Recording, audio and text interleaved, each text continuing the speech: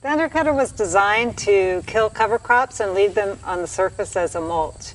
By leaving cover crop residue intact versus mowing into smaller pieces, growers can get longer weed suppression from the cover crop mulches.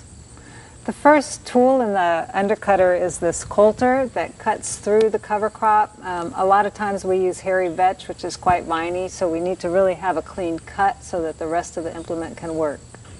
The second part of the undercutter is the cutting blade, and this we actually used a motor grater blade turned upside down, and it cuts the whole width of the raised bed about 2 inches below the soil surface. Finally, the last tool on the undercutter is this roller, which is just some notched steel, and it just rolls the cover crop down nice and flat as it moves through the field. There are several existing implements in agriculture that could be modified to do the same job as this. For example, a beet lifter might be used.